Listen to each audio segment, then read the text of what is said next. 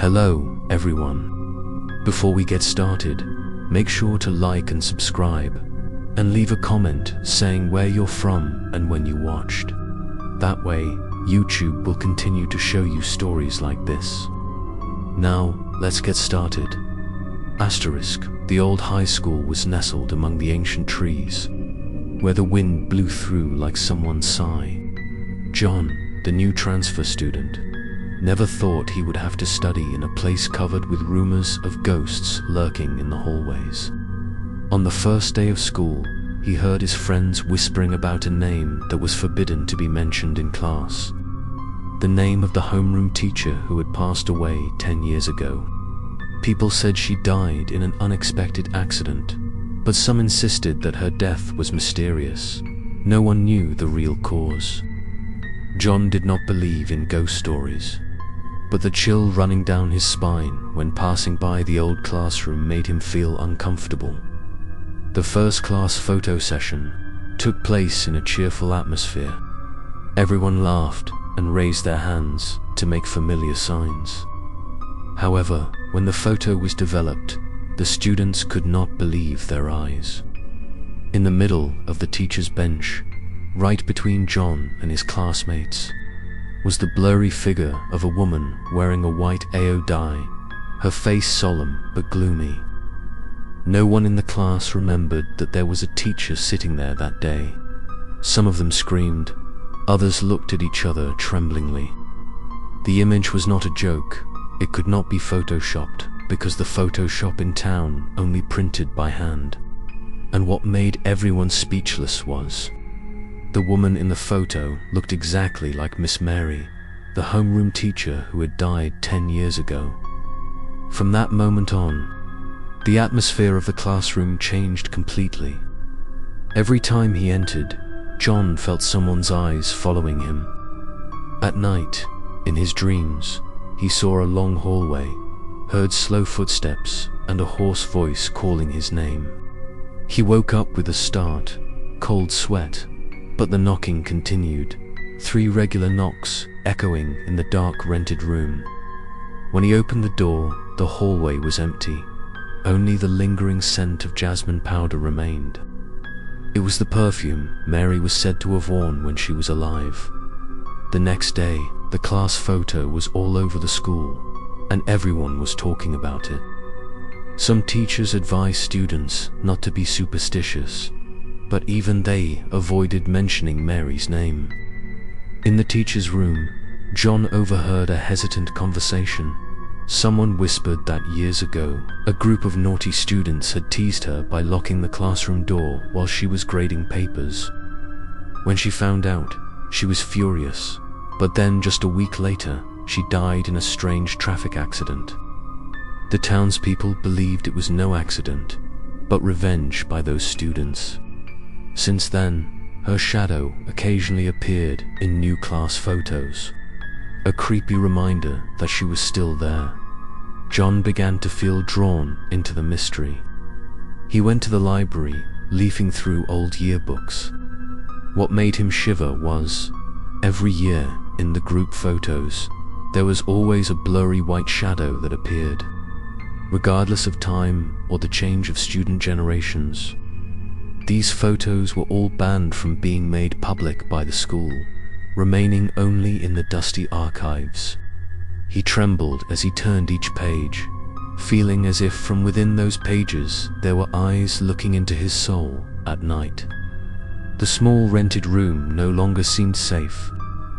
John dreamed that he was standing in a dark classroom, the blackboard covered with scribbles in white chalk. "Give it back to me, give it back to me." The sound of chalk squeaking on the board seemed to penetrate his ears, and every time he turned his head, John saw a figure in a long dress standing right behind him. But when he turned around, there was no one. In the midst of his panic, he screamed loudly and jumped up, realizing that there were real traces of white chalk on his desk, as if someone had come while he was sleeping. The mystery gripped John's mind more and more. He told a few of his classmates, but only received frightened looks and silent headshakes. Everyone avoided talking about Mary, as if mentioning her would bring disaster. A feeling of abandonment and fear surrounded John, but he knew he couldn't stop. He needed to know the truth behind her death, and why her spirit still haunted this place. Little did he know that the journey would open doors to the end of hair-raising horror stories, and each step would bring him closer to a direct look from the dead eyes. That night, when the howling wind outside the window mixed with the ticking of the clock, John clearly heard a whisper right in his ear. "John, I'm still here." The cold air from the back of his neck made him freeze, and then the mirror in the room suddenly blurred, reflecting the face of a strange but familiar woman smiling mysteriously. The story has just begun, and the secret of the homeroom teacher who died 10 years ago will lead John to even more terrible mysteries. Stay tuned for the next episode. John tried to convince himself that what he saw was just a stress-induced hallucination, but every moment of the day seemed to deny it. As soon as he entered the classroom, his eyes fell on the class photo hanging on the bulletin board. The silhouette of the woman in the photo seemed clearer than the first time, no longer a faint shadow, but her face was revealed in more detail. Her eyes seemed to want to pierce straight into everyone's heart. John swallowed. He moved closer and realized something that made his spine shiver. The woman's lips curved into a thin smile, completely different from her original serious expression. He stepped back, his heart pounding, but when he called his friends to come and see, the photo returned to its original state, her face cold and emotionless. That night, John went to the library to find more documents. He unexpectedly found an old diary hidden in a rotten wooden cabinet. On the cover was written the name Mary in soft handwriting. The first page had only a short line: "They would pay." The following pages were blurred, smudged by water or torn. Only a few fragments remained, crying. Night, hallway, darkness. John shivered, closed the notebook, feeling as if he had just touched a part of the soul of the deceased. The next day, when he entered the classroom, he heard his friends talking. A girl named Emma tremblingly said that last night she had dreamed that she was locked in her old classroom. The blackboard was full of scribbled lines calling for help. In the middle of the classroom, the shadow of a woman in a long dress stood still, her dark eye sockets streaming tears. When Emma woke up, there were water stains on her desk, even though the room was completely dry. Her friends laughed awkwardly and said it was just a nightmare, but Emma swore it was real. From that day on, many people in the class began to experience similar phenomena. Some people heard their names being called when they were alone in the bathroom. Some saw a white shadow passing by at the end of the hallway. Some dreamed of the sound of chalk squeaking on the board at night. The atmosphere in the classroom became heavy. Everyone avoided looking at the class photo. But, ironically, the more they avoided it, the more haunted they became. John felt like the entire class was trapped in a terrifying ghost story that no one could escape. One day, John decided to return to the old classroom that used to be Ms. Mary's classroom. The old wooden door creaked when he pushed it open. The space was covered in dust, but the scent of jasmine was still lingering, as if someone had just walked out. The blackboard still had faint chalk marks that could not be erased, but when John approached, he realized a line of words had just been written. "John, you will be a witness," his heart pounding. He backed towards the door, but it had already closed, even though he clearly remembered leaving it open when he entered. The air in the room became thick. The sound of the wind outside the window suddenly stopped, leaving an eerie silence. John felt a cold breath brush against his neck, and when he turned around, The woman's face appeared right next to him, her long hair falling down to cover half of her face, revealing only her gloomy eyes staring at him. He shouted loudly and pushed the door open to run out, but the sound of clogs clicking with each step still followed behind him. He ran to the schoolyard, cold sweat pouring down. However, as soon as he raised his head to look up at the classroom window, John froze. Behind the frosted glass, the figure of a woman in a white AO dye was standing, looking down, her face cold, unmoving. He trembled as he turned away, but a deep fear arose in his heart. It seemed that Miss Mary not only wanted to appear in the class photo, but also wanted to step out, to be present in real life. That night, John could not sleep. He sat at the table, turned on the light, but the room still seemed to have shadows lurking in every corner. Mary's old diary was still on the table, and this time when he opened it, new lines appeared, as if they had just been written. The truth must be revealed. He felt as if the dead teacher's own hand was telling him to continue his journey. But what that truth was, and what the price would be, John still couldn't imagine. At that moment, from the hallway came 3 familiar knocks, slow and groaning. John held his breath, clutching the diary in his hand, not daring to move. The knocks repeated themselves, distant and then closer. And then, a hoarse woman's voice sounded from the crack in the door. "Open the door. John, I need you." He shivered, his whole body frozen, his heart pounding. The door shook slightly. The handle turned slowly, as if someone outside was trying to get in. For a moment, John felt like he was about to faint, and he shouted no, but the only response was a soft laugh, then silence. When he regained his composure and opened the door, the hallway was empty, leaving only the thick, suffocating scent of jasmine. John knows he can't escape. That presence is getting more and more obvious. He wonders if he is becoming the chosen one to face the secret buried for 10 years. But he also feels that the closer the truth gets, the more the darkness wants to swallow him. And he doesn't know. The nightmares are just the beginning of a series of terrifying events that will come. The ghost of the past is awakening, and John must continue on a journey. With no way out, follow the next episode. In the following days, John lived in a state of half awake and half dreaming. He could no longer distinguish between reality and illusion, because at any moment he could hear knocking on the door or the sound of chalk squeaking as if coming from nowhere. In class, the atmosphere was heavy. The laughter had disappeared, replaced by worried and fearful eyes. The class photo became something that no one dared to look at for long, but no one had the courage to take it down. Perhaps because everyone knew that even if it was taken down, that figure would still find a way to come back, like an inseparable part of this place. One afternoon, when the class was taking a break, John suddenly heard a soft call from the end of the hallway. He turned his head and saw Emma standing there, her face pale. She signaled for John to follow. Together they turned into the stairs leading down to the old basement, which had long been sealed off due to decay.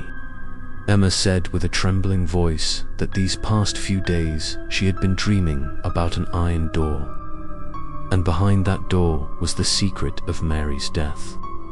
When she woke up, a rusty key appeared in her hand, as if it had been placed in her hand by an invisible hand. The two stood in front of the old iron door. John took the key and slowly inserted it into the lock. A creaking sound was heard. Then the door swung open. A musty and cold smell spread out, making both of them shiver. Inside was a narrow, dark room. The walls were stained with stains. On the dusty wooden table were piles of old books and papers.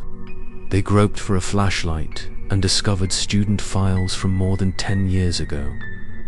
On the covers of some files, there were white chalk marks scribbled with words like injustice, betrayal, justice. When flipping through a file, John saw a group photo of that year's class, the last class of Mary. But what stunned them both was that there were two images of the teacher in the same photo. One sat solemnly in the teacher's chair. The other stood vaguely behind the row of students, her face pitch black and unclear. Emma gasped, feeling as if those dark eyes were still watching them. Suddenly, a cold wind blew into the room. The flashlight flickered and then went out. In the darkness, John heard footsteps from the end of the room, slow and steady. Emma held his hand tightly, both of them cowering. The footsteps stopped right behind them. John mustered up his courage to turn around, but only saw a dark space. However, when he raised his head, a line of words written in bright chalk appeared on the mottled wall. "The truth is in the blood." They panicked and ran outside. But the iron door had slammed shut. The key had disappeared. In the suffocating darkness, the sound of women's sobs echoed everywhere, mixed with soft laughter, as if coming from many directions. The whole room turned into a giant trap, with the boundaries between truth and curse intertwined. John realized that this story was not just a wandering ghost, but also a series of haunted stories that had lasted through many generations of students. After a while of screaming, the door finally opened. Both of them rushed out into the hallway, breathing heavily, their hearts pounding. But as soon as they turned their heads to look back, the door disappeared, leaving only a blank wall. Emma burst into tears, and John stood still. They had truly entered a part of the secret that Mary's spirit wanted to reveal. And that secret was perhaps more terrifying than any nightmare that night. When John returned to his room, Mary's old diary was open on the table, even though he clearly remembered locking the cabinet. On the page, a new line appeared: "Blood will call blood." He trembled, realizing that the incident did not stop at dreams or hallucinations, but was gradually appearing in real life. The haunting stories were no longer rumors, but were swallowing their very lives. John felt that every step he took was being watched. In class, in the hallway, even during naps, that gaze never left him. And deep in his mind, he knew that the journey into the darkness had only just begun, and the price he would have to pay would not be small. A sudden knock on the door in the night stunned John. This time, it no longer echoed the familiar 3 beats, but was urgent, fierce, as if it wanted to break the door open. In that chaotic knocking, Miss Mary's voice rang out, urgent and haunting. "John, find out the truth before it's too late." His heart clenched, his hands trembled. He understood that he had been dragged into the vortex of the past, where deadly secrets still echoed, and he had only one choice: to go deeper into the darkness to find the answer. But John did not expect that the next step would lead him to an event that plunged the whole school into unprecedented horror. Stay tuned for the next episode. After escaping the strange basement, John and Emma became more cautious. They avoided mentioning what they saw for fear that others would think they were delusional. But both of them knew in their hearts that what they had experienced could not be just a dream. The haunting grew day by day, like a cold fog covering everything, making every moment in school creepy. One morning, John discovered that the class photo hanging on the bulletin board had changed again. Not only was Miss Mary's figure still there, but behind the row of students there were new, blurry faces. Those faces did not belong to their current classmates, but seemed to be the faces of students from 10 years ago. Their faces were pale, their eyes were empty, their smiles were distorted. John trembled when he realized that there was a face looking straight at him, its mouth moving as if whispering something. He stepped back, his heart pounding, but when he called his friends, the photo returned to normal. No one saw what he had just witnessed. That night, Emma went to John's room. Her face was pale, her eyes were dark from lack of sleep. Emma said that in her dream, she saw herself standing in the middle of the schoolyard, surrounded by rows of students in tattered uniforms, silently staring. In the middle of the crowd, Miss Mary walked up, took Emma's hand and whispered that the truth was waiting in the forgotten place. When she woke up, Emma's hand was still clearly bruised, as if someone had held it tightly. John looked at the bruise, a creepy feeling running down his spine. The two decided to meet an old teacher in the school, Mr. Robert, who had taught here for more than 30 years. After much persuasion, the teacher sighed and told her. He said that Miss Mary's death was always a stain that the school wanted to bury. Many rumors said that on the last night, Miss Mary was locked in the classroom by a group of students. People heard crying and loud knocking on the door, but the next morning, all traces were gone.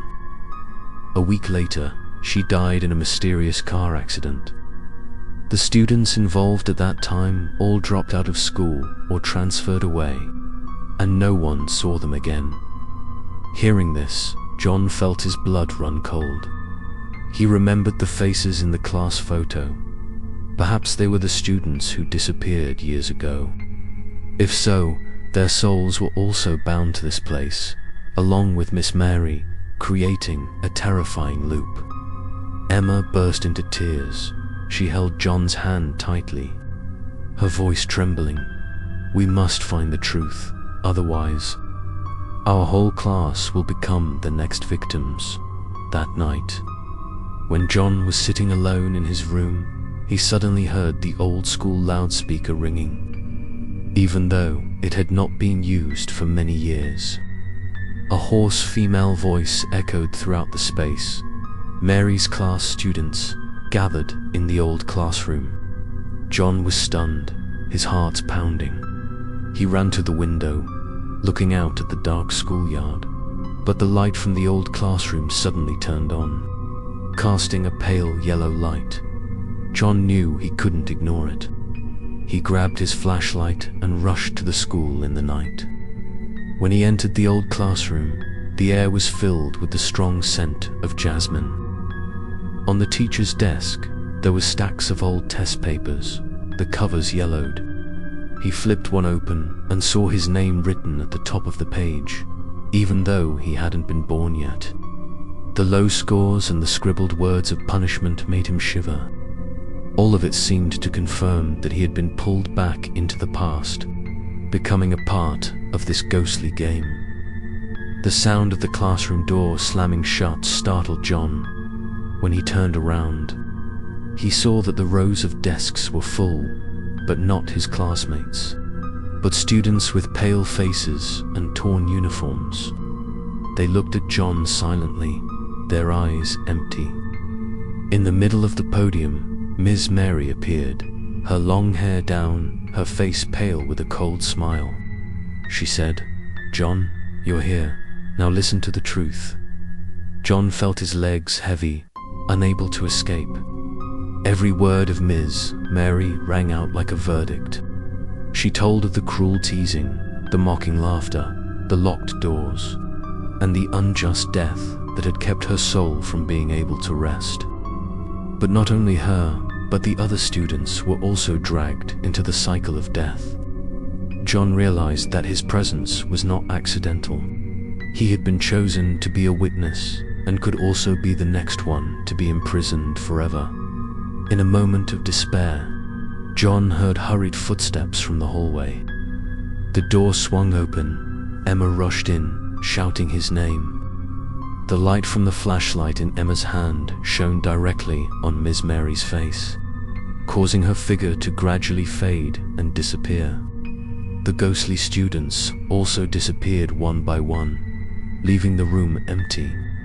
John collapsed, covered in cold sweat, feeling like he had just escaped death by a hair's breadth. Emma pulled John out, but as soon as they left the room, the hallway lights suddenly went out. In the darkness, the old speaker sounded again, this time distorted and colder. The class was not over. John and Emma looked at each other, trembling, knowing that the nightmare had only just begun. Stay tuned for the next episode. That night, John couldn't sleep. The distorted sound from the loudspeaker still haunted his mind. The word's lesson not over-echoed like a curse. Emma sat beside him, her face pale, her eyes red with panic. Both knew that if they didn't find the truth, they would be trapped in this vicious cycle forever. The next morning, when they returned to school, the atmosphere was heavy. Many students in the class began to skip classes because of the obsession. Some whispered that they heard footsteps in the hallway at night, soft laughter right behind them. Some even swore that they saw the shadow of Mary standing outside the classroom window, her eyes blankly watching. Creepy rumors spread everywhere, making everyone live in anxiety and fear. John decided to go back to the library with Emma to find more clues. This time, they rummaged through the documents in the deepest corner, where the dust was so thick that every time they touched it, they both coughed. Unexpectedly, they found a yellowed old newspaper. On the front page was the news about Mary's car accident.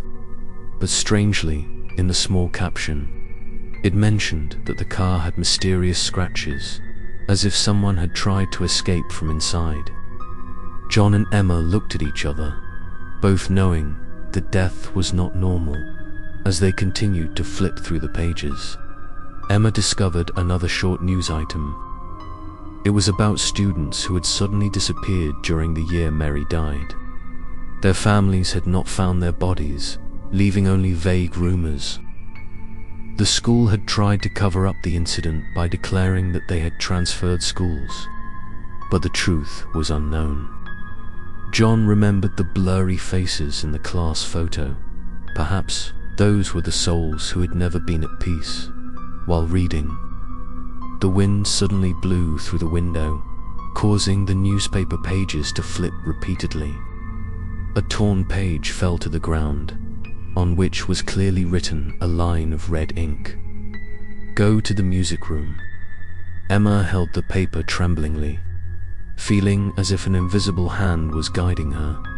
They decided to go to the music room that afternoon. The wooden door creaked open. Inside was dark. Only the old piano covered in dust remained. John approached. His fingers lightly touched the keys. The sound rang out piercingly, startling both of them. However, immediately after, the keys automatically pressed down, creating a sad melody. Emma panicked and hugged John's hand while he stood still, his heart pounding. The music lasted for a few minutes and then stopped.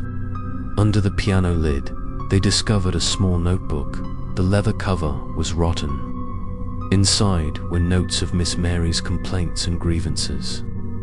There was a passage where she wrote that she was insulted by students, locked in the classroom, and no one came to save her. There was a passage where she repeated the words, "I do not forgive." John felt the words sink into his heart, making it hard to breathe. Emma burst into tears, her voice trembling. Her soul was still angry, and that anger was trying to spread. Suddenly, the piano melody sounded again, this time fierce and distorted. The door slammed shut, and darkness fell. From the corner of the room, a woman's figure appeared, her hair loose, her face pale, her eyes sunken. She walked toward the two of them, each step slowly. John stepped back, but his feet seemed to be glued to the floor. Emma screamed. but her scream was immediately swallowed by the darkness of the room. The woman stopped in front of them, her lips parted. She whispered just 3 words: "Pay the price." As soon as the sound stopped, the flashlight in John's hand flickered and turned on, but the figure was gone. On the piano, the words in white chalk appeared: "Class continues." They ran out of the music room in panic. Standing in the hallway, both of them were panting, cold sweat running down their faces. Emma held John's hand tightly, her voice choked. "We can't continue to run away. If we don't find a way to escape, the whole class will be caught up in this nightmare." John nodded, his eyes determined, but deep down, he knew that the road ahead would only get more and more dangerous. And then, from the end of the hallway, a pale light suddenly burst out. The old classroom door opened again. Inside, it seemed to echo the unison calls of dozens of students. "Come back." John and Emma realized that in order to find the final truth, they had to step into that room once more. Stay tuned for the next episode. John and Emma stood frozen in the pale light of the old room. The door was ajar, invitingly, and the creaking of chairs and tables could be heard from inside, as if an invisible classroom was waiting. They both took a deep breath, trying to calm themselves, but fear still surrounded them. They knew that if they didn't go in, they would forever be haunted by what they had just witnessed. As they stepped through the threshold, the dark room was suddenly lit up by flickering fluorescent lights. On the blackboard, the words for the lesson continued to appear, but this time in blood-red scribbles. John squeezed Emma's hand, feeling her trembling. The rows of dusty desks and chairs were now spotlessly clean, as if they had just been prepared for the lesson. Suddenly, the classroom door slammed shut. The loud sound startled them both.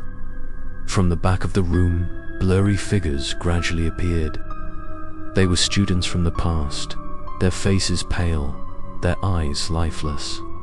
They sat upright on their chairs, silently looking towards the podium. On the podium, the figure of Miss Mary appeared again. Her long hair covered half of her face. Her hoarse voice rang out. "Today, I will teach the last class."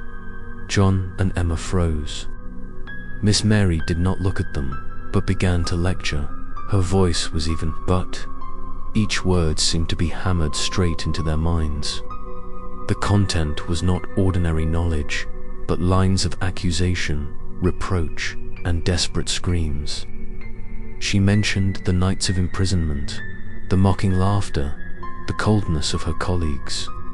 Each sentence evoked a terrifying image in John's mind, as if he had witnessed it with his own eyes. Emma was caught in a vision. She saw herself sitting in the middle of the classroom, surrounded by strange students laughing at her. They pointed, whispered, and Miss Mary stood on the podium with bloodshot eyes. Emma screamed, but no one heard. John had to shake her hard to pull her out of her trance. When Emma woke up, she burst into tears, claiming that she had just relived the pain of Miss Mary. On the board, the words changed: "Traitors will not be forgiven."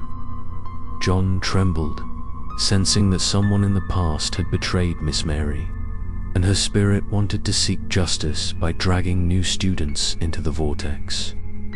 This made the story no longer just a rumor, but one of the most terrifying, true, scary stories John had ever faced. In the confusion, suddenly each student's shadow turned to stare at John. Their eyes were soulless, their mouths moved incomprehensibly.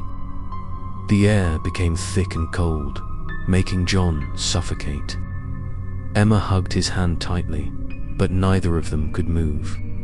From the podium, Miss Mary slowly walked down, her footsteps echoing heavily. She stopped right in front of John, bent down and whispered, "I will pay for them." The classroom lights suddenly went out. the room was plunged into darkness. The distorted laughter rang out from many directions. The chaotic sound made the two of them almost go crazy. John desperately turned on the flashlight. The weak light swept through the room, but everything had disappeared. Only Emma and he were left, standing in the middle of the empty space.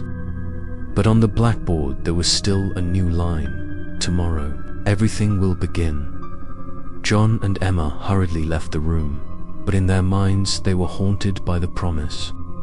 Both knew that a terrible event was about to happen, and their class was the next victim that night. John dreamed that he was sitting in class with his friends. Outside the window, the sky was dark. The rain was pouring. Miss Mary stood in the middle of the class, holding a ruler and tapping on the table, each sound like a death knell. John woke up, his whole body trembling. Outside the window, it was really raining, and somewhere in the sound of the rain, he heard the rhythmic tapping of the ruler. He knew that tomorrow, everything would be out of control. Stay tuned for the next episode. The next day, the whole school was filled with tension. It was raining heavily. The sky was grey, as if signaling an ominous omen. John entered the classroom, his heart pounding as he saw the class photo had changed again. This time, not only was there the figure of Ms. Mary, but all the students in the photo had distorted faces. Their eyes were as dark as deep holes. Even John's face in the photo was no longer normal. The corners of his mouth curved into a strange smile. He retreated, a feeling of horror tightening. Emma also noticed the change, her lips trembling. She whispered that the promise from last night was about to come true. And just like that, when the bell rang, the old loudspeaker rang again. A hoarse female voice announced, "All students gather in the hall." The loudspeaker's sound seemed to tear the air, causing everyone to look at each other in fear. But no one dared to resist. The whole class silently pulled each other towards the hall. When the door to the hall opened, John and Emma were stunned.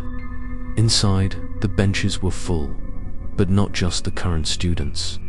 In the dim yellow light, dozens of blurry figures of the missing students from the past were also sitting there, their faces lifeless, silently facing the stage. The whole room was filled with a creepy feeling, like a haunted story being recreated right before their eyes. On the stage, the figure of Ms. Mary appeared. She wore a white ale dye, her face pale, but her eyes were cold. She raised her hand, signaling everyone to be quiet. Immediately, the space was so quiet that you could hear each drop of rain falling outside the window. "Ms. Mary said, 'Today, I will call each student's name to answer the questions.'" A name rang out, and a student in the current class immediately stood up, his eyes empty, walking slowly onto the stage. When he approached Miss Mary, his figure dissolved into the void, disappearing as if he had never existed. The whole hall shuddered. A few choked screams rang out, but were immediately extinguished when Ms. Mary glanced at him. John trembled, his heart wanting to jump out of his chest. He held Emma's hand tightly, whispering, "If we leave it alone, everything will disappear." But Emma just shook her head, tears streaming down her face. The next name was called. A girl stepped onto the stage and then disappeared into the white mist. Each time, on the blackboard behind Miss Mary, another line appeared, "A soul recovered." John couldn't bear it anymore. He shouted, "Why did she do that?" The whole hall turned to look at him. Dozens of soulless eyes focused on her. Miss Mary stepped down, approaching John. She tilted her head slightly, her deep eyes staring at him. Her cold voice rang out, "I only reclaim what was lost." You are the replacements for the betrayal of the past. Emma bravely stepped forward, shouting that they had nothing to do with the past. Miss Mary stopped. A thin smile appeared on her lips. She whispered, "The past always repeats itself, and blood is the only way to end it." At that moment, the lights in the hall went out. The sound of rain outside mixed with the sound of hurried footsteps. The empty seats left John and Emma standing, trembling in the darkness. From afar, a soft laugh echoed, lingering as if coming from many directions. John felt like there was no way back. He knew that to escape this nightmare, they had to face directly the ghost of Miss Mary and the secret that had been hidden for 10 years. But deep in his heart, he also understood that every step would bring them closer to the abyss with no way out. In the darkness, the blackboard on the stage glowed, showing a scribbled line. The game had just begun. John and Emma clasped hands, knowing that from this moment on, they were no longer just witnesses, but had become the main characters in the school's haunted tragedy. And behind the hall door, the bell for the next class suddenly rang out shrilly, opening an even more terrifying scene. Stay tuned for the next episode. The bell rang in the hall, piercing John and Emma's minds. They stood frozen in the dark, where all the students had just sat, gone without a trace. There was only the strong scent of jasmine and the feeling of hundreds of invisible eyes watching. Emma shook and held John's hand, her voice choked. "If we don't find a way to end it, the whole class will disappear like them." John nodded, determination burning in his heart, but fear still coiled tightly in his chest. When the two of them walked out of the hall, the long hallway was filled with darkness. The fluorescent lights flickered, sometimes on, sometimes off. Each step they took echoed strangely, as if someone else was walking behind them. John turned back several times, but the hallway was still empty. However, in the moment the lights flashed, he caught a glimpse of a row of white figures standing close together, disappearing as soon as the light went out. The two of them ran back to the classroom, hoping to find the rest of their friends. But when they opened the door, the scene left them stunned. All the desks and chairs were in disarray, books were scattered everywhere. On the wall were scribbled chalk marks, repeating the words "No one is allowed to leave." In the middle of the classroom, the group photo was still hung neatly, but this time, the faces of each student were blurred, leaving only the silhouettes of John and Emma standing in the middle, their faces pale and lifeless. Emma burst into tears, and John collapsed. They understood that they were becoming the center of this nightmare. What was happening was no longer an illusion, but part of the haunting, true horror stories that had been buried in this school. John hugged Emma, trying to comfort her, but at that moment, a soft laugh rang out from the corner of the classroom. A woman's figure appeared, her long hair covering half her face, her white dress fluttering. Miss Mary appeared right in the middle of the classroom, her dark eyes staring straight at the two people. She walked towards the group photo, reached out to touch it, and as her hand passed, John's face in the photo broke into a more monstrous smile. John shouted, "What do you want from us?" Miss Mary turned around, her voice echoing as if it had come from centuries ago. "You will pay for the betrayer. The students of the past imprisoned me, and that betrayal cannot be forgotten. Blood must be paid for with blood." Emma stepped forward tremblingly, her voice choked. "But we are not them, we are innocent." Miss Mary just smiled coldly, then raised her hand.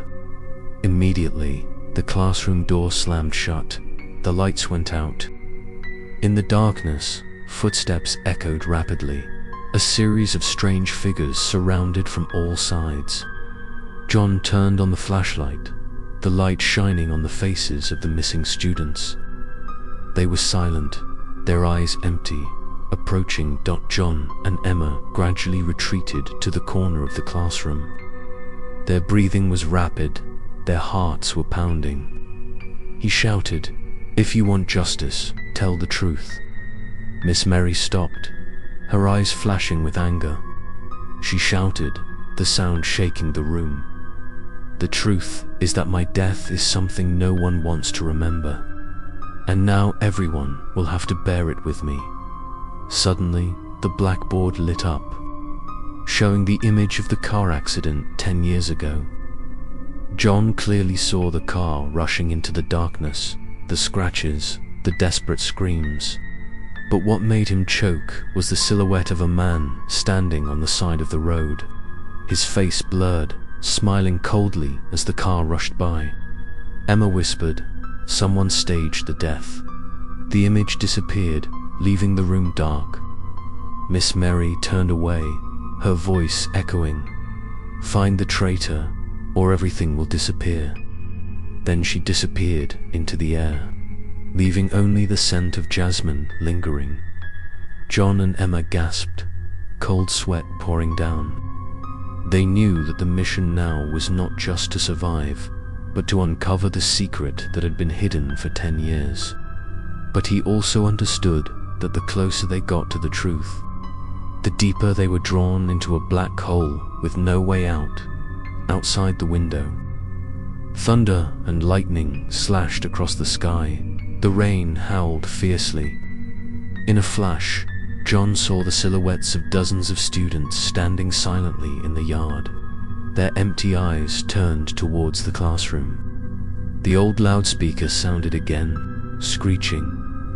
The next class was about to begin. John and Emma knew that the nightmare had only just begun, and an even more terrible secret lay ahead. Stay tuned for the next episode. After hearing Mary's last words, John and Emma were almost exhausted. Both of them sat on the floor, gasping for breath in the stuffy space. They understood that they could not just run away, but had to find the traitor from the past to solve everything. But who was the one who orchestrated the tragic death of their teacher 10 years ago was still a mystery. The next morning, John went to see Mr. Robert. He looked at him with tired eyes, as if the burden of the past had been weighing heavily on them for many years. After a moment of silence, he told them that year, not only students, but also a fellow teacher of Mary participated in the cruel prank. That person was an accomplice, locking the classroom door and leaving her inside. When the accident happened later, all related records and documents were hidden by the school. Mr. Roberts' voice trembled. I was also afraid. I did not dare to fight back, and now I live in torment. John was shocked. A fellow teacher betrayed his own friend. This made the incident go beyond the creepy stories that students often tell each other. Emma heard this and burst into tears, her voice trembling. If that traitor was still alive, would Mary forgive her? At night, when John returned to his dorm room, he saw Mary's old diary open again. On the page, a new line appeared clearly. He was still here. He shivered, feeling that the ghost was guiding him to find the truth. But at the same time, he also understood that the closer he got, the more he could become the target of invisible forces. Emma began to experience more terrifying phenomena. She said that every night she heard someone whispering right next to her ear.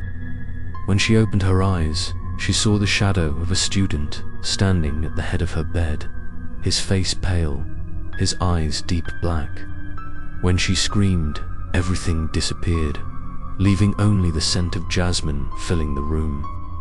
The sleepless nights tormented Emma, making her increasingly haggard. John was worried, but also helpless. One night, the two decided to return to the auditorium where the dreaded name-calling had taken place. The door opened in the howling wind. The space inside was pitch black. They used flashlights to search every corner, but saw no one. However, when the light swept across the rows of seats, John was stunned. All the seats had dents, as if dozens of people had just sat there. On the stage, the blackboard lit up, showing a scribbled line. The traitor had hidden his face in the classroom. John felt as if an invisible net was tightening around them. Emma trembled, clutching his arm, whispering, "That means someone here still carries the sins of the past." At that moment, the loudspeaker blared. Miss Mary's voice reverberated throughout the space. "Find him before I do." The sound was long and distorted, making John dizzy. Emma collapsed to the floor, clutching her head and screaming, as if her mind was being torn apart by the voice. John had to hold her tightly, trying to calm her, but inside he was also trembling as they left the hall. They heard footsteps following closely behind them. Both turned around, the flashlight beam shining straight into the empty space. But for a moment, John saw the tall man's shadow flash at the end of the corridor, then disappear. He realized this was no longer a joke of the soul, but the trace of a real person. Could it be that the traitor was still alive and was haunted by the sinful past? That night, John dreamed that he was standing on the podium under dozens of empty eyes. Miss Mary stepped forward, raised her hand to point at him, her voice hissing through her teeth. "Find him, or everyone will die." He woke up in a cold sweat, his mind spinning. Emma sat next to him, also having experienced a similar dream. They both looked at each other, knowing that they didn't have much time left. It was raining heavily, the wind whistling through the window. In the flash of lightning, John saw the shadow of a woman in a long dress standing in the schoolyard, her hair flying in the wind, her gloomy eyes looking up at his room. The loudspeaker sounded again, cold and decisive. The last period was approaching. John knew that the nightmare was not over yet, and ahead, a bloody secret was about to be revealed. Watch the next episode. The next day, the sky was still gloomy. The rain was relentless. John entered the classroom with a heavy heart. On the blackboard, the scribbles were still there, blurred by the dust and moisture. The whole class sat in silence. No one dared to discuss, just looked at each other with bewildered eyes. Emma sat at the end of the row, her face pale, her hands trembling as she held a notebook. In it, she wrote down all the phenomena that happened, as evidence, as a reminder that these were not just short, scary stories made up to scare people, but the terrible truth that surrounded them. During recess, John went to Emma. He skimmed through the pages and saw many lines written in different handwritings. Not just Emma's, there were clear passages. "He betrayed us. No one can escape. The last lesson must be completed." Emma insisted that she did not write those lines. As soon as she closed the notebook, there was a knock on the door 3 times, slow and steady. They were both stunned, but when they opened the door, the hallway was completely empty. In the evening, John and Emma decided to go to the old principal's office. The room was abandoned and covered in thick dust. They searched through the files and found a yellowed file. It contained a list of students from that year and a short report, stating that Mary's accident was considered an accident. But at the bottom, someone had added a sentence in red pen. "We all know it was not an accident." John felt his throat tighten. He turned to Emma, but she was staring intently at the photo hanging on the wall. It was a group photo of all the teachers from 10 years ago. In the group, there was a tall man with sharp eyes. Emma pointed with a trembling hand. It was him. The figure you saw in the hallway the other day. As they watched, a cold wind blew by, causing the photo to fall. Behind the photo, there was an old piece of paper hidden. The content contained only 4 words. Ask Robert. John's heart pounded. He remembered Mr. Robert, who had said he knew the truth but always avoided it. Obviously, the teacher knew more than he had said that night. When John returned to his room, he found a piece of paper stuffed under the door. On it was written in a scribbled handwriting, "Don't trust anyone, not even teachers." He looked around. The hallway was empty, only the sound of rain pattering. When he returned to the table, Mary's diary was opened, the page showing a new line. "He will find you before you find him." Emma was more haunted. She said that every night she heard footsteps in her room, as if someone was walking around her bed. Sometimes, she woke up and saw a white figure sitting next to her, her hair covering her face. When the lights were turned on, there was no one, but the dent was still on the pillow. She almost collapsed, but still tried to hold on because she knew that John could not face the ghost of the past alone. The next morning, they decided to see Mr. Robert again. This time, John asked frankly about the man in the photo. Mr. Robert was silent for a long time, his face showing fear. Finally, he said, "That was Mr. Martin, who used to be Mary's best friend. But he was also the one who locked the classroom door that day. After Mary's death, he left the school, disappearing without a trace. Many people believed he was dead, but I know he is still alive, haunted by the ghost all his life." Emma asked tremblingly, "So where is he now?" Mr. Robert just shook his head. "I don't know. But if Mary said he is still here, then maybe he never left this school." That sentence made the atmosphere heavy. John felt like every corner of the school could hide a traitor. And if that was true, they were walking straight into a life or death game. In the afternoon, the rain was still pouring down.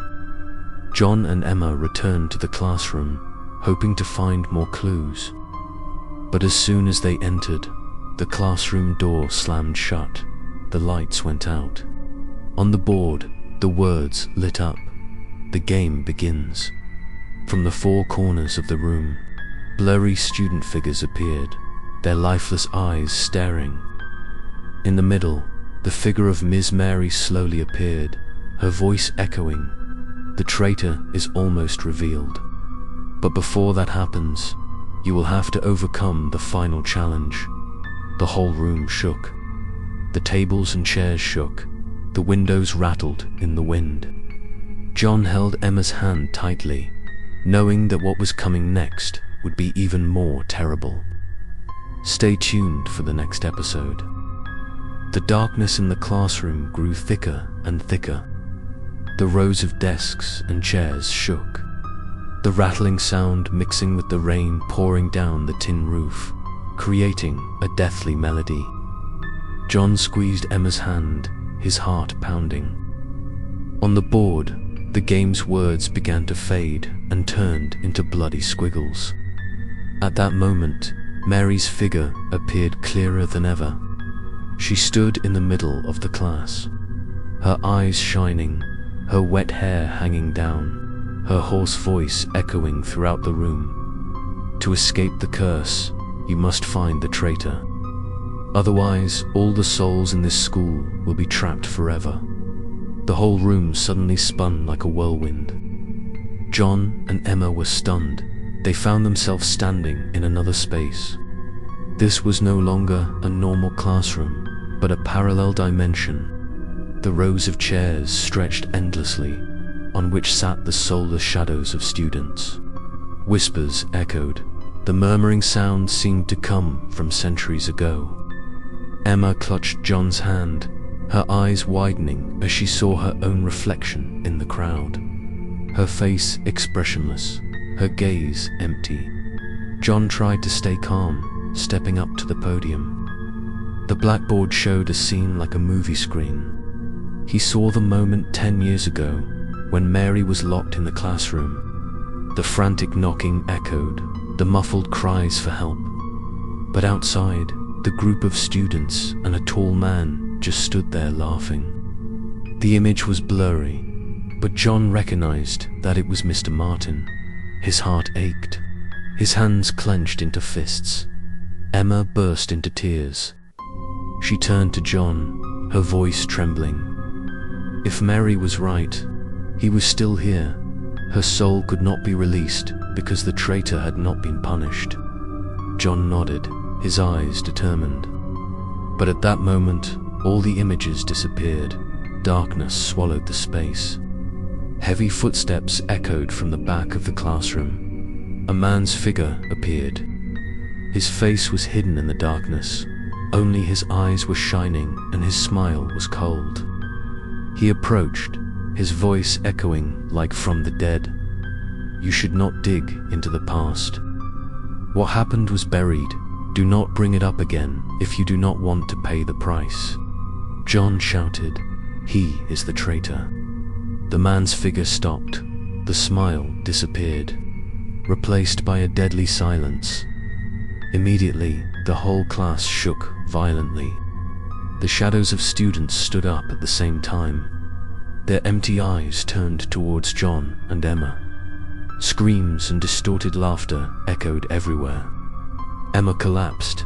John hugged her, trying to pull both of them out of the haunted room. But the door had disappeared. Only the dark wall remained. In a moment of despair, Miss Mary's voice rang out, echoing straight into their minds. The game is not over. They have just begun. A series of images flashed before John's eyes. The horrific scenes intertwined. The car crashing down the road. The screams echoing, the bloody hands clutching the steering wheel. He felt like he was reliving Mary's death. When everything calmed down, John and Emma realized they were back in the classroom. But on the teacher's desk was a new notebook, the cover cold black. The cover clearly said, "The Traitor's Diary." John trembled as he opened it, but the pages were blank with only one sentence appearing. The truth lies in the blood. Emma whispered, "Maybe we should go to the place where the accident happened. Only there will be the answer." John nodded, but deep down he knew that the journey would not only be dangerous, but also full of invisible forces. This was no longer an ordinary ghost story, but one of the most terrifying paranormal stories, where the line between truth and darkness was blurred. The bell rang loudly, the classroom door opened. Cold wind rushed in, blowing papers. On the board, a red line appeared. Meet at the accident site. John and Emma looked at each other, eyes filled with fear but also determination. They knew that the next step would take them to the heart of the secret that had been buried for 10 years. Outside, the rain was still pouring heavily. The sky was pitch black. And amid the rain, John heard a soft voice right next to his ear. "We will meet again there. Watch the next episode."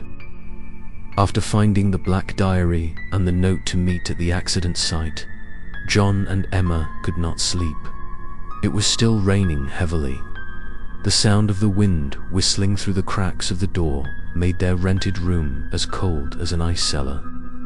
John tossed and turned, his eyes glued to the black notebook on the table. Ever since he brought it home, he had always had the feeling of being watched, as if someone was lurking in the dark. Emma was even more scared. She said that last night, when she had just fallen asleep, she saw an image of herself and John being drawn into a strange, moving picture, where all the events repeated themselves like an endless ghost movie. The dream was so vivid that she could not distinguish what was real and what was imaginary. The next morning, the two decided to go to the scene of the accident. It was a deserted road, winding through dense woods, where few people dared to go. When they arrived, the space was eerily quiet. There were still faint dents on the road surface, like traces of the wheels that had plowed the ground on that fateful rainy night 10 years ago. Emma knelt down, her hands trembling as she touched the mark. Her voice choked. This was the place where Mary had taken her last breath. Suddenly, the wind blew, carrying a terrifying howl. Before their eyes, the scene of the accident replayed like a vivid movie. The car rushed forward, screams echoed, horrible scratches on the glass, and a blurry figure of a man stood on the side of the road, his face cold. John and Emma stood there, unable to believe their eyes. It was as if they were watching a vivid animated horror story in real life. Emma screamed as the car flipped over. Smoke and fire burst out, but instead of disappearing, the image remained there, repeating itself. Each time the car flipped, the sound of impact and screams became more intense, driving the two of them almost crazy. John clutched his head, trying to fight off the flood of terrifying memories that were invading him. In the chaos, Mary's voice echoed. The traitor had witnessed it. He was standing right here. John tried to focus, looking around. He noticed a dark shadow moving in the deep woods. Without hesitation, he pulled Emma and rushed in. The shadow led them to an old hut, half hidden in rotting vegetation. The door was ajar, and it was dark inside. When they pushed the door open, a musty, putrid smell rushed up, making them suffocate. In the corner of the hut, a dusty notebook was placed on a rotten wooden table. John blew the dust off and opened it. The pages were filled with shaky writing, like that of a madman. I see her eyes every night. The knocking never stops. I can't escape. The lines became more and more chaotic as they continued, turning into meaningless scribbles. Emma turned the last page. Only one line remained. I am a traitor. John and Emma looked at each other, their hearts pounding. This was clearly Mr. Martin's diary. But what was even more frightening was that the last page was still wet, as if it had just been written. Outside, the sound of the rain was getting louder, mixed with the sound of someone's footsteps approaching the hut. The door suddenly opened, and a cold wind blew in. A tall figure stood in front of the door, his hair white and his eyes bloodshot. He spoke hoarsely. You shouldn't have come here. John stepped back, realizing that it was Mr. Martin in the flesh. He was still alive, but his face was haggard, his eyes wild as if haunted by 1,000 sleepless nights. Emma trembled and screamed. Why did you betray Mary? Mr. Martin screamed, his scream echoing. I had no choice. I was forced to do it. She knew too much. If I hadn't done it, we would all have been buried. His voice choked, his eyes filled with fear. But at that moment, a cold wind blew, and Mary's figure appeared behind him, her eyes red with hatred. Mr. Martin turned around in panic, but it was too late. The hut shook violently, the wooden walls cracked. The sound of crying and distorted laughter echoed, causing John and Emma to be drawn into a spiral of despair. They knew that the truth had been revealed, but with it came a nightmare more terrible than ever. Stay tuned for the next episode. The hut shook violently. The wooden planks cracked and creaked horribly. John pulled Emma back, but the space seemed to shrink. The cold air wrapped around them like invisible hands. Mr. Martin fell to his knees, holding his head, screaming in fear. Behind him, Mary's figure appeared more clearly than ever. Her face was pale, her black eyes filled with hatred. Her long hair was wet and hanging down. Her voice echoed as if it came straight from hell. You betrayed me. Now it's time to pay." Mr. Martin trembled, raised his head, his lips stammered. "I didn't want it. They forced me. I had no choice." But Mary's figure did not move. Her pale hand was raised. The whole hut was filled with mournful cries. The shadowy figures of students appeared all over the walls, whispers intertwined, accusations piled up, making the space suffocating. John hugged Emma tightly, both of them suffocating as they witnessed the scene in a moment of despair. Mr. Martin jumped up and rushed towards the door. But the door of the hut suddenly turned into a black wall, with no way out. He turned back, his eyes looking desperately at John and Emma, shouting, "You guys, get out of here, save yourselves." Before he finished speaking, Mary's shadow rushed towards him, pulling him into a cold vortex. The hut shook violently and then suddenly fell silent. When John opened his eyes, Martin was no longer there, only the torn diary lying on the floor. The last page was stained with blood, unforgivable. Emma burst into tears, her whole body trembling. John bent down to pick up the diary, but when he touched it, a new line appeared right before his eyes. "It's your turn." John's heart clenched, feeling like death was near. He pulled Emma out of the hut, rushing into the rain. The wind howled, thunder and lightning tore through the sky. They ran until they returned to the motel room, both collapsed from exhaustion.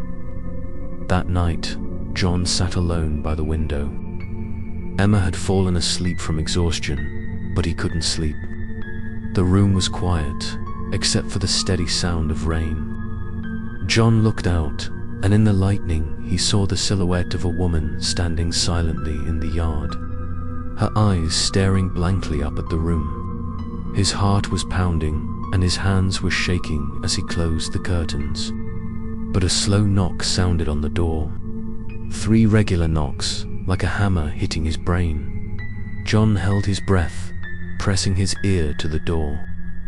It was quiet outside, only the scent of jasmine wafted through the crack in the door. He turned around and saw the black diary open on the table, even though he clearly remembered putting it away. On the page, the words appeared, "I'm never alone." John trembled, knowing that even when he was home alone, Mary's ghost was still near. He closed the notebook, but a whisper rang out right next to his ear. The game wasn't over. John jumped up, cold sweat soaked his back. Emma woke up too, looking around in panic. They both knew that they couldn't continue to hide. The curse had followed them to their shelter, and sooner or later it would consume them all. John squeezed Emma's hand, his eyes flashing with determination. He whispered, "Tomorrow we have to go back to school. That's where it all began, and only there can it end." Emma nodded tearfully, knowing they had no other choice. Outside, the sky was still thundering. In a flash of lightning, Miss Mary's silhouette appeared on the glass window, a dark smile covering her face. And in the distance, the old loudspeaker echoed, "The last class has begun. Watch the next episode." That night, John could not sleep. Outside the window, the rain continued to pour down. Each wave of rain sounds rumbling and blending with the wind howling through the treetops, creating a deathly melody. The rented room became strangely gloomy. The pale yellow light seemed not to be enough to dispel the thick darkness. Emma lay beside him but could not sleep. Her face was grimacing, cold sweat pouring out. John knew she was caught up in terrifying dreams, where Mary's ghost kept calling her name around midnight. The knocking on the door sounded again, this time more urgent and stronger. John walked over, his hands trembling as he gripped the doorknob, but he did not open it. Outside, footsteps circled the room, then stopped right at the window. In the flash of lightning, John saw the silhouette of a woman standing silently. Her long hair soaked, her deep black eyes fixed on him. John stepped back in fear, his heart pounding, but when the lightning stopped, the silhouette disappeared. Emma jumped up, gasping, her eyes wide with panic. She said she had just dreamed of being dragged out into the school hallway, where all her classmates sat motionless, their eyes staring blankly at her.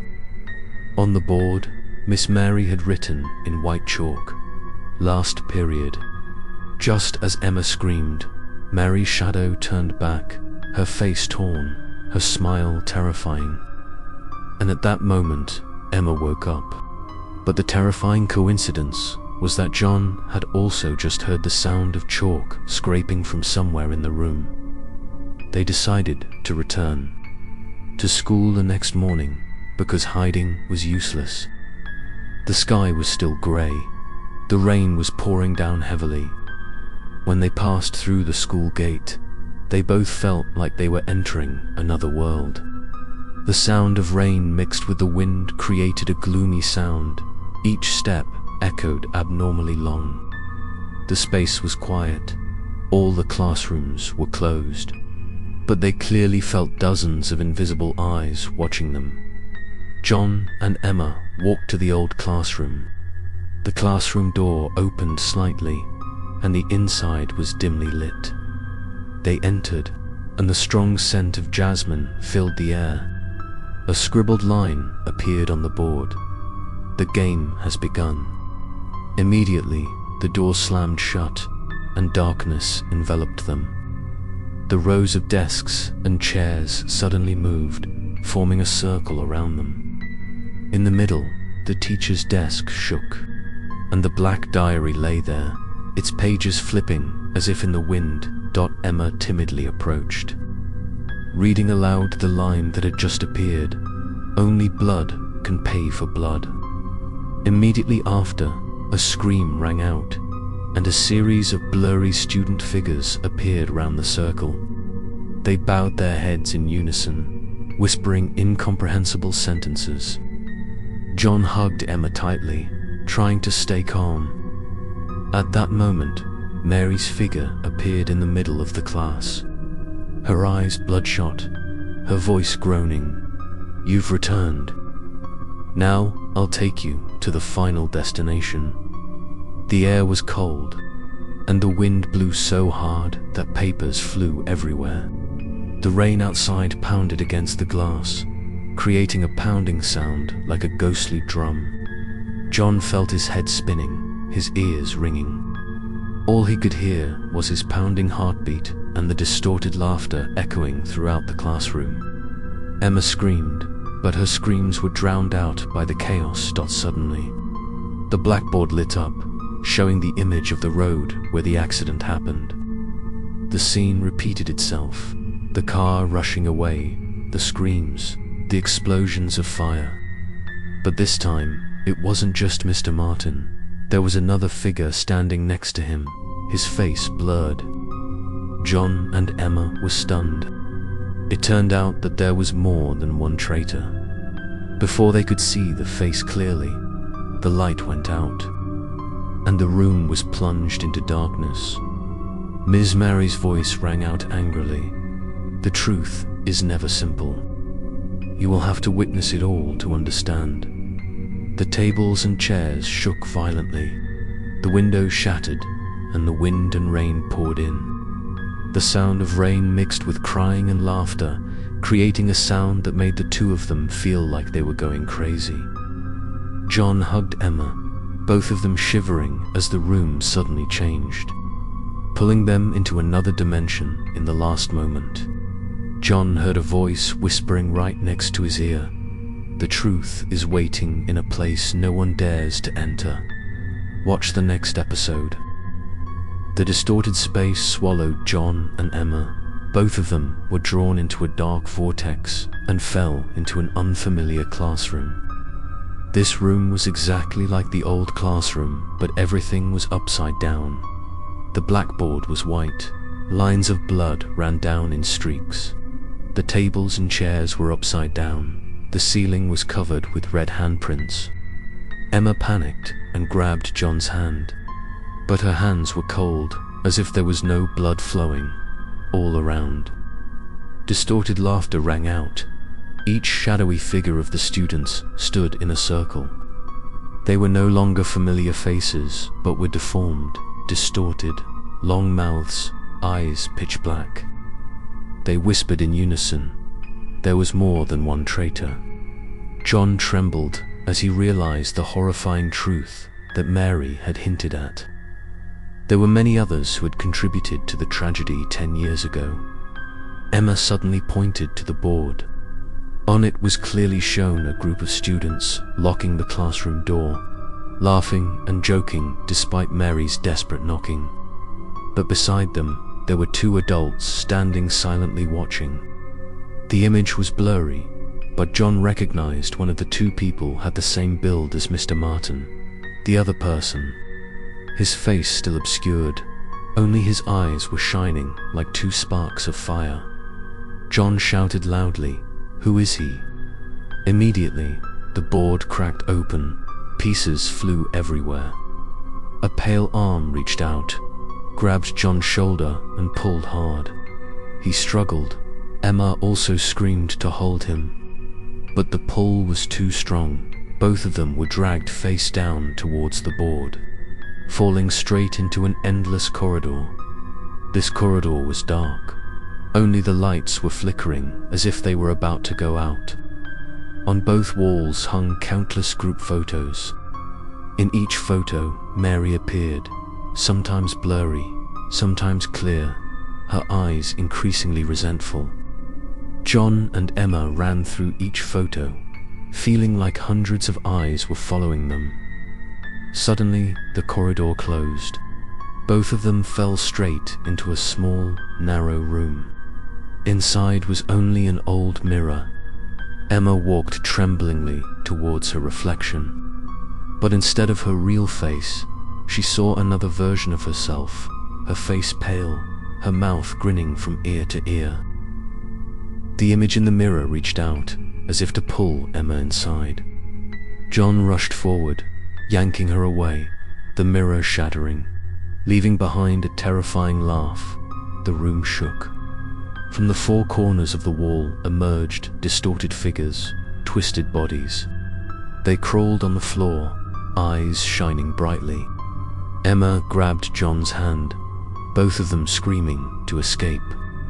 Footsteps followed closely behind, heavy breathing as dozens of people rushed towards them. Finally, they rushed through a door, falling into the wide yard. The sky was grey, the rain still pouring down. In front of them were hundreds of lifeless students, standing motionless in neat rows. In the middle of the yard, Mary appeared, her eyes cold, her voice echoing. The truth was written only in blood. Emma fell to her knees, crying, "We saw it all. We are not traitors." Mary was silent for a long time, and then raised her hand. Immediately, the ground cracked open. A series of bony hands emerged, dragging the bodies of the missing students. Empty faces looked up at John and Emma, whispering, "Take our place." John stood up, pulling Emma back. He shouted, "If you want revenge, aim at the real traitor, not us." But Mary just laughed coldly, her laughter echoing as if tearing the sky apart. She whispered, "You have been chosen. Fate cannot be changed." The sound of rain poured into his ears, mixed with the wailing, creating a ghostly melody. John felt like he was being swallowed. Everything around him turned into chaos. He realized that the story they were living was exactly like the creepypastas that were being spread online, but much more terrifying because it was true. A nightmare they could not escape. In a moment of despair, John saw a flash of light in the distance. An unfamiliar voice echoed in his head. "To survive, find the last cellar." He turned to Emma, his eyes filled with fear but also a glimmer of hope. They understood that the next step would lead to the ultimate secret, where survival was determined. The bell rang suddenly and loudly. The whole schoolyard was plunged into darkness, and from the darkness, a groaning voice rang out again. The lesson is not over yet. Watch the next episode. John and Emma sat in the dark schoolyard, breathing heavily as if they had just escaped from an endless nightmare. The bell signaling the last period still echoed in their heads, mixed with the sound of rain pouring down on the old tiled roof. They both knew that if they continued to hide, they would never escape this deadly spiral. The mysterious voice had mentioned a cellar, and that might be where the final answer lay. They decided to wait until morning to act. That night, instead of returning to their dorm rooms, John and Emma lingered in the school. They found a safe corner in the gym, lighting a small candle to ward off the darkness. It felt like they were on a camping trip in the middle of hell, when instead of the sound of insects or a campfire, they only had the sound of rain, the howling wind, and mysterious noises echoing through the empty hallways. Emma huddled, hugging the black diary as if it was the only thing keeping her connected to reality. John tried to stay awake, listening to every sound. But the more he listened, the more he realized that they were not quiet. There were slow footsteps in the distance, then stopped as soon as they turned their heads to look. There were soft sighs, mixed with the steady tapping of the tables and chairs. Each sound made the air more stifling. In the middle of the night, the candle suddenly went out. The room was plunged into complete darkness. Emma screamed when she saw a row of white figures sitting neatly on the practice benches, their faces lifeless, their empty eyes staring straight at them. John grabbed Emma's hand tightly, shouting, "We will find the truth. Don't drag us down with you." As soon as he finished speaking, all the white figures disappeared, leaving only the suffocating scent of jasmine. The next morning, they groped their way down to the basement at the end of the old building. The rusty iron door was almost forgotten. When the door opened, a cold breath came out like from hell. Inside was dark, the stairs leading down to a deep depth. John turned on the flashlight, the light sweeping across the moldy, scratched walls. Emma shivered but still followed closely behind. When they reached the bottom, they discovered a large room. The walls were covered with old student photos. All had Mary's silhouette standing somewhere in the frame, sometimes blurry, sometimes clear. In the middle of the room was a simple altar with a photo of Mary. Next to it was an old, tattered notebook. John opened it. Inside were written details of Mary being teased, locked out, betrayed. The yellowed pages were soaked with resentment and hatred. Emma burst into tears, feeling the pain that the soul had to endure. Suddenly, the cellar door slammed shut. The room shook violently. Each student photo on the wall fell. The sound echoed like hundreds of cries for help. Mary's voice rang out from all sides. They had arrived. Now no one could escape. Dozens of student silhouettes appeared, surrounding them. Their faces were distorted, their mouths moving incomprehensibly. John shouted, "Who is the traitor? Tell us." From the middle of the room, Mary's silhouette appeared, her eyes shining with hatred. She raised her hand, pointing straight at the last wall. On it, two teachers stood side by side. One was Mr. Martin, who had disappeared. The other, when his face gradually became clear. Emma froze. It was Mr. Robert Dott. John was stunned, his heart pounding like it was about to explode. The person they trusted, the person who told them the truth, turned out to be involved in the death 10 years ago. Mary's voice resounded. The traitor had never left this place. and he was still hiding. Emma cried. John trembled in disbelief. But when they turned around, an old figure stepped out from the corner of the room. It was Mr. Robert, his face pale, his eyes bloodshot, his voice trembling. "You don't understand. I have no way back." Before he could finish his words, Mary's shadow rushed forward, sending the entire cellar into chaos. In the final moments, John and Emma heard the school bell ringing loudly, endlessly, and Mary's voice whispered right next to their ears, "The truth is not over yet. Watch the next episode." The dark cellar shook violently. The light from Mary's shadow made the moldy walls show cracks. John pulled Emma back, but there was no way out. The door behind had disappeared. Only a circle of strange tables and chairs surrounded them. Master Robert stood up, his face haggard, his eyes bloodshot. He trembled and said, "I have kept this secret for too long. My soul has been haunted for the past 10 years. Every night I hear Mary's cry for help." John shouted, "If you know the truth, tell me." Robert shouted, his voice choked. "That day, not only Martin, but I was also there. We were all afraid. I did not dare to stop him for fear of revenge. I turned my back when Mary asked for help, and from then on, her shadow haunted me until now." Emma burst into tears. "You are the second traitor." Robert nodded, tears mixed with cold sweat. But then his eyes went wild, as if taken over by an invisible force. His hand trembled as he raised it, muttering, "I cannot escape." Mary's shadow rushed forward, engulfing Robert. His scream echoed throughout the cellar, then it stopped. When the darkness dissipated, only the crumpled shirts lay on the floor, and his body had disappeared completely. On the wall appeared the words, "Betrayal must pay." Emma trembled and nestled against John, her heart pounding, tears welling up.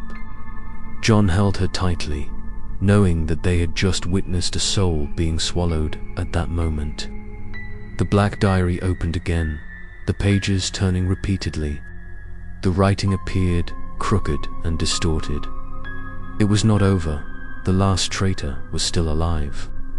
John was stunned. So there was still one more person. He squeezed Emma's hand. Both of them looked at each other, their eyes desperate but still shining with determination. The cellar suddenly opened into a small passageway. They stepped inside, a narrow corridor leading deep underground. Footsteps echoed, mixed with creepy whispers. The flashlight flickered, revealing the walls carved with lines. Blood must be paid for with blood. No one can escape the curse. Emma choked. This was no longer a normal school, but a haunted place. The hallway led them to a large room, high ceiling, dim light from candles stuck everywhere. On the floor, overlapping white chalk circles, in the center was an old wooden chair. On the chair was a new notebook with a dark red cover. John approached, opened it, and his heart stopped when he saw the lines clearly stating the names of each student in the current class. Half of them were crossed out, and each crossed out name matched the ones who had disappeared. Emma trembled as she reached the last page, seeing her name and John's appear. Beside them, not crossed out, but the red pen mark was waiting. She cried out, "They want to erase us." John held her hand tightly, his eyes flashing with determination. "We must find the last one." A distorted laugh rang out. Mary's figure appeared in the middle of the room. She was no longer as gloomy as before, but full of anger. Her voice echoed, "You have seen, you know, now take your place." A series of student shadows poured in from all directions, surrounding the two.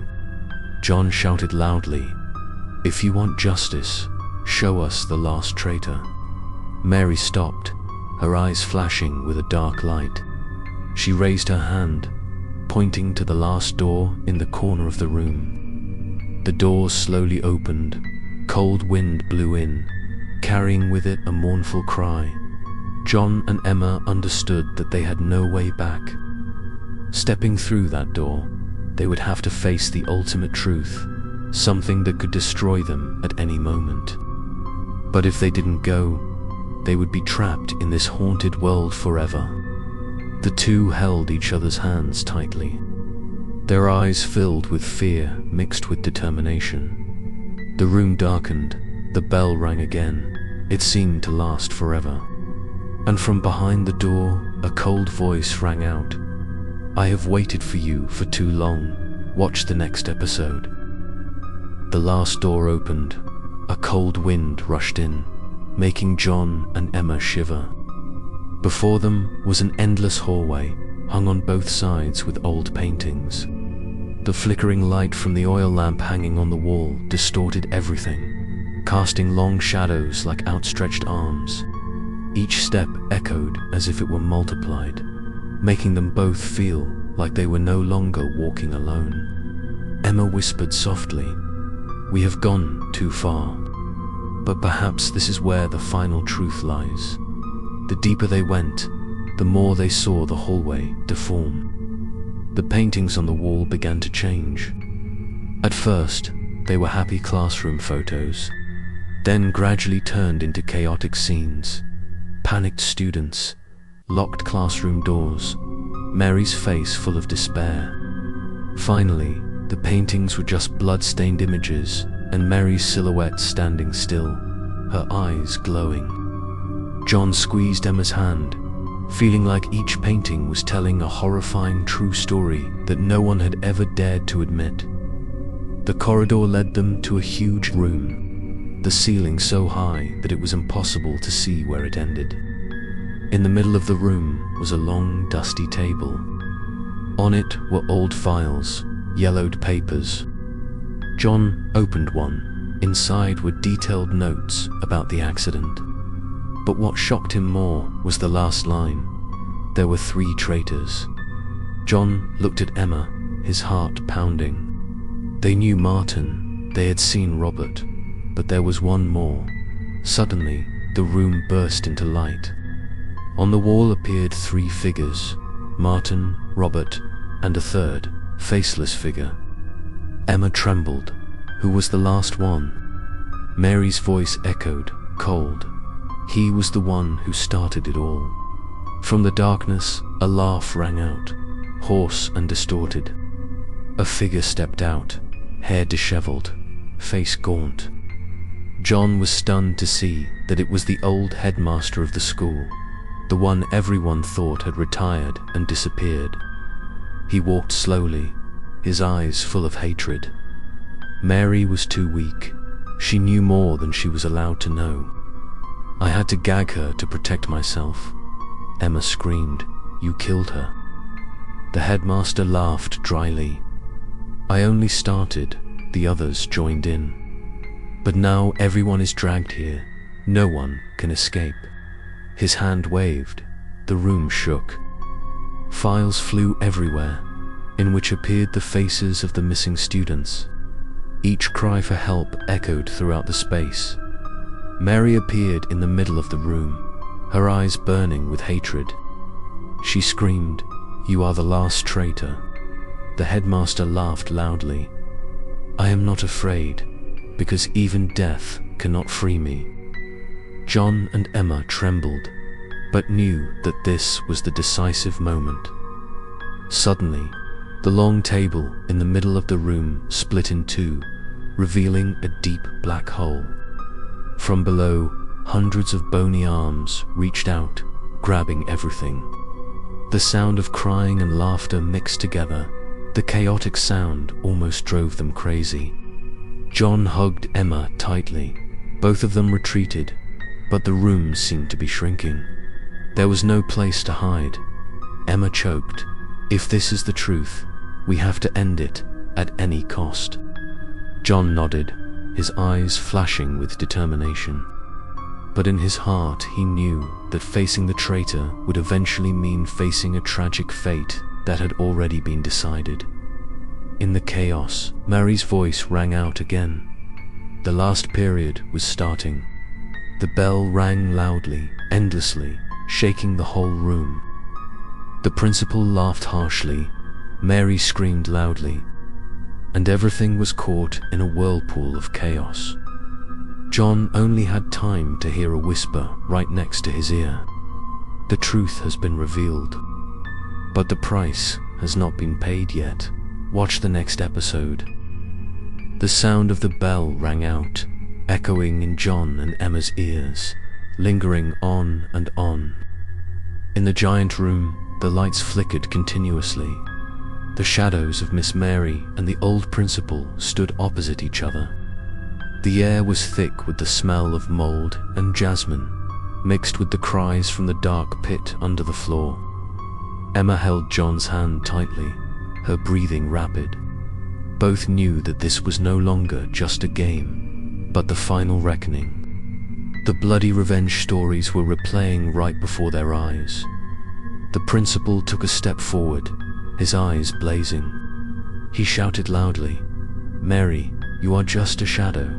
You have no rights here." Miss Mary laughed coldly, her voice echoing, "My soul has been imprisoned for 10 years.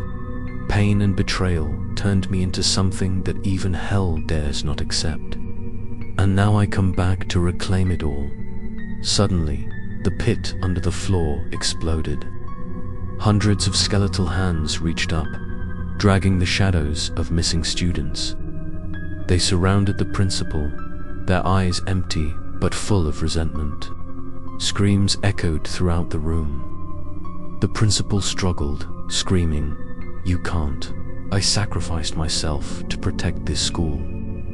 But no one listened. The souls only came closer, enveloping him. John hugged Emma tightly, his heart pounding. He shouted, "If you want justice, let us bring the truth to light. Don't drag everyone down with you." Mary turned around, her eyes flashing. She whispered, "Human justice is nothing compared to mine. The curse only ends when blood is paid for with blood." In that moment, Emma saw Mary's face change. It was no longer pure anger, but tormented pain. She realized that Mary didn't just want revenge. She also wanted the living to understand the truth, so that her death wouldn't be forgotten. Emma choked and screamed, "If the truth needs witnesses, then let us be witnesses." The space fell silent. The spirits stopped, their lifeless eyes fixed on John and Emma. Mary looked at them for a long time, then lowered her head, her voice low. "You have seen, but you do not understand. Betrayal not only killed me, but also cast a curse on this entire school. If you want to escape, you must remove it from the roots." The principal still struggled, his voice hoarse. "You do not understand. I did it to protect myself. Otherwise, I would be the one to die." He was pulled down into the deep hole. His screams echoed and then died. On the wall, blood words appeared. "The traitor has finally paid the price." John thought the nightmare was over, but it was not.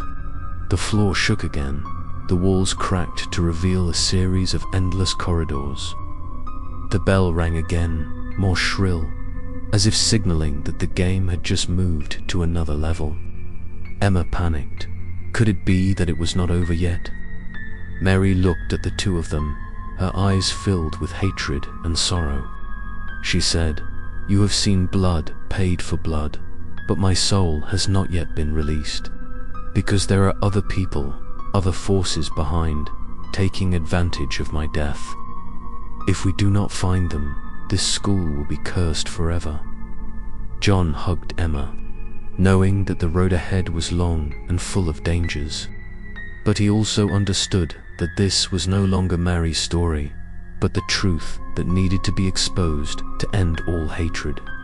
The revenge stories could end, but only if they were brave enough to move on. in the darkness. The new hallway opened, long and endless, with a red light flickering at the end. Mary's voice echoed one last time. The last lesson still has one more chapter. Stay tuned for the next episode. John and Emma stepped into the newly opened hallway, red light shining from the end of the path leading them deeper. Footsteps echoed on the cold tile floor, mixed with the whispering of invisible souls. The air was thick. Each breath seemed to carry the scent of blood and the familiar scent of jasmine. Emma trembled and whispered, "I'm so scared, John. Is this the end?" John squeezed her hand, trying to stay calm. "We've come to the end. Just one more step. Maybe everything will end." But deep down, he knew that there was no guarantee. At the end of the hallway, a giant wooden door appeared, old and heavy. The surface was engraved with strange characters, mixed with dried bloodstains. When John touched it, the door opened automatically, revealing a large room. Inside, the space was like an abandoned church, high ceiling, red light from smokeless fires. In the middle of the room was a stone platform, on which stood a giant, cracked mirror reflecting distorted images. John and Emma approached. The mirror suddenly lit up. In it, they saw all the scenes from the beginning: the haunted classroom, the hall, the basement, the traitors. But this time, they also saw themselves, pale faces, lifeless eyes, standing among the missing students. Emma screamed, retreated, but the image in the mirror reached out, trying to pull her in. John hugged Emma tightly, screaming, "We are not traitors. Let us be free." The mirror shook violently, and from inside, Mary appeared. But unlike every other time, her face was calmer now, her eyes filled with more sadness than hatred. She looked at John and Emma, her voice echoing, "You have witnessed everything. You know the truth. Now is the time to choose." On the stone platform, the black diary and the red book appeared at the same time. A line appeared in the air. "Either let the curse continue forever, or take it and let our souls be freed." Emma panicked.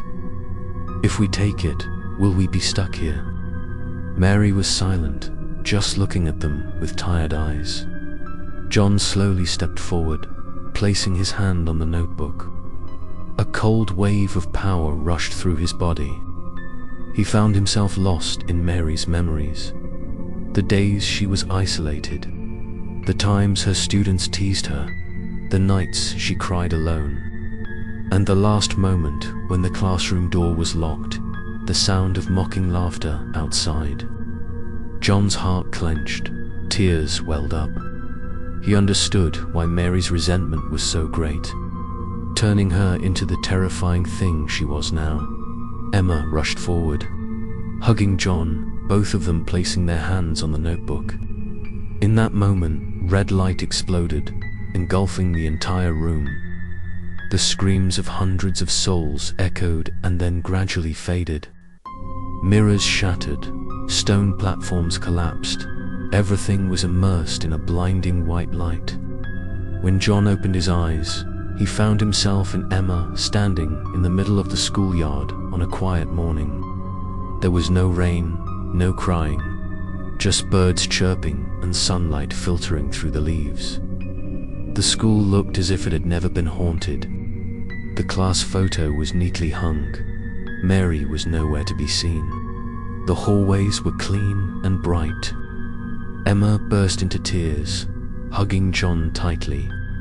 They were back in the real world. But as they left, a cold wind blew by.